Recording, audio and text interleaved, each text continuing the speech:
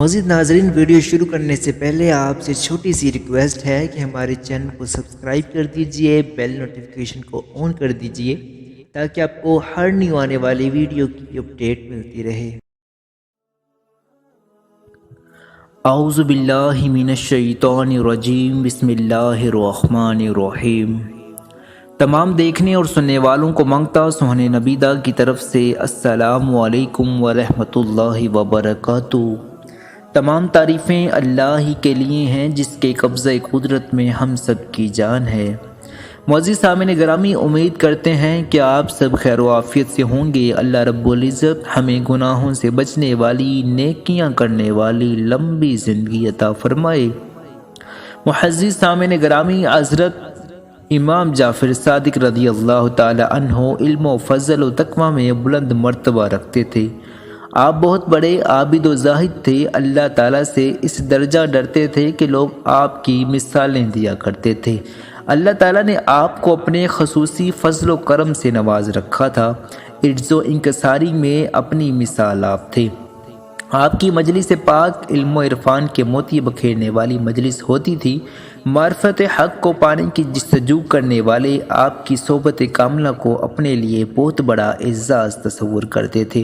بہت سے معروف اولیاء کرام نے آپ کی صحبت کاملہ سے استفادہ حاصل کیا اور دیکھا کہ آپ صاحب کرامات ولی اللہ ہیں۔ حضرت شفیق بلخی رحمۃ اللہ علیہ فرماتے ہیں کہ میں حج بیت اللہ کی سعادت حاصل کرنے کی غرض سے اپنے گھر سے روانہ ہوا۔ سفر کرتے ہوئے قادسیہ میں پہنچا۔ میں نے وہاں پر لوگوں کی زیب و زینت اور ان کی کثرت کو دیکھا کہ میری نگاہ اچانک ایک خوبصورت جوان پر پڑی جس نے بہت عمدہ لباس سے بے تن کر رکھا تھا۔ اوپر ایک اونی چادر اوڑھ رکھی تھی اور پاؤں میں جوتی۔ خوبرو جوان لوگوں سے الگ تھلگ بیٹھا ہوا تھا۔ میں نے اپنے دل میں کہا کہ یہ جوان صوفی ہے، اس کے پاس جاتا ہوں تاکہ اس کو دھمکاؤں۔ چنانچہ میں اس کے نزدیک گیا اور جب اس نے مجھے اپنی طرف متوجہ دیکھا تو کہا، اے شفیق، گمان کرنے سے بچو، اس لیے کہ بغض اور گمان دونوں گناہ ہیں۔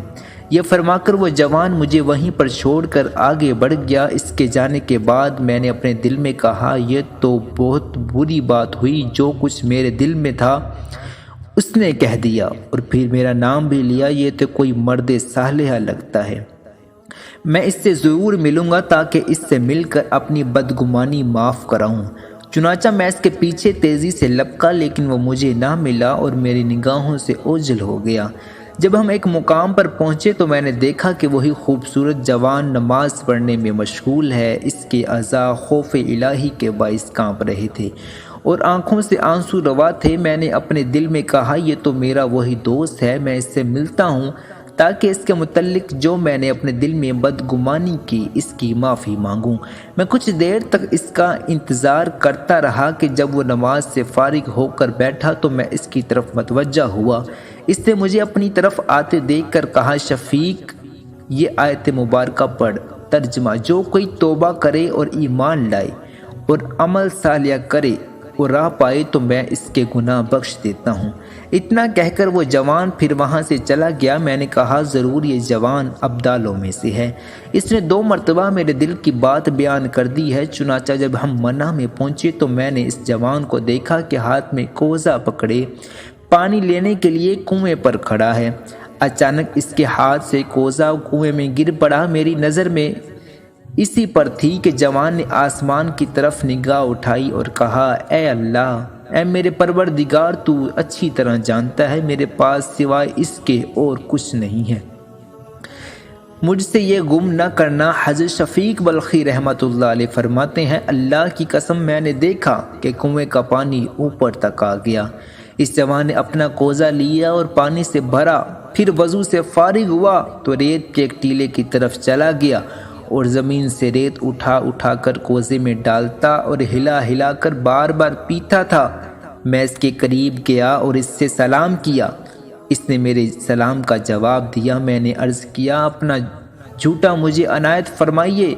کہنے لگا، اے شفیق، اللہ تعالیٰ کی ظاہری و باطنی نعمتیں ہمیشہ ہمارے ساتھ ہیں، اپنے رب تعالیٰ کے ساتھ نیک گمان رکھو۔ پھر اس نے مجھے کوزہ دیا، میں نے اس میں سے پانی پیا۔ شکر میں ستو گھلے ہوئے تھے۔ اللہ کی قسم میں نے اس سے زیادہ لذیذ اور خوشبودار چیز بھی نہیں پی۔ اس سے میری بھوک و پیاس جاتی رہی۔ میں کئی دن تک وہاں پر مقیم رہا۔ کھانے پینے کے مطابق خواہش نہ ہوئی۔ اس کے بعد راستے میں مجھے وہ جوان دکھائی نہ دیا، یہاں تک کہ میں مکہ مکرمہ میں داخل ہوا۔ ایک رات میں نے اسے نصف شب کے قریب پانی کے قبہ کے پاس نماز میں مشغول دیکھا۔ بڑی عاجزی سے نماز ادا کرتا تھا۔ اس کے رونے کی آواز سنی جاتی تھی۔ اسی حالت میں ساری رات بیت گئی۔ فجر کی اذان سے پہلے اپنے مصلی پر بیٹھا تسبیح پڑھتا رہا۔ اس کے بعد کھڑے ہو کر فجر کی نماز پڑھی اور سلام پھیرنے کے بعد خانہ کعبہ کا طواف کیا اور حرم پاک سے باہر نکلا۔ میں بھی اس کے پیچھے پیچھے آ گیا۔ مجھے اس کے خادم دکھائی دیے۔ میں نے رستے میں اسی طرح جس طرح اس کو دیکھا تھا اس کے بالکل برعکس پایا۔ میں نے دیکھا کہ لوگ اس کے گرد جمع ہیں اور سلام کرتے تھے۔ اس کے پاس کھڑے ایک شخص سے میں نے پوچھا، یہ جوان کون ہے؟ اس نے کہا، یہ حضرت امام جعفر صادق رضی اللہ تعالی عنہ ہیں۔ مجھے شدید حیرت ہوئی کہ بے شک یہ عجیب و غریب کرامات ایسے ہی سید زادوں کی ہو سکتی ہیں۔ معزز سامعین گرامی، آج کی اس ویڈیو کے لیے اتنا ہی۔ اپنے منگتا سونے نبی کو دیجیے اجازت۔ ملتے ہیں نیکسٹ ویڈیو میں، جب تک کے لیے اللہ حافظ۔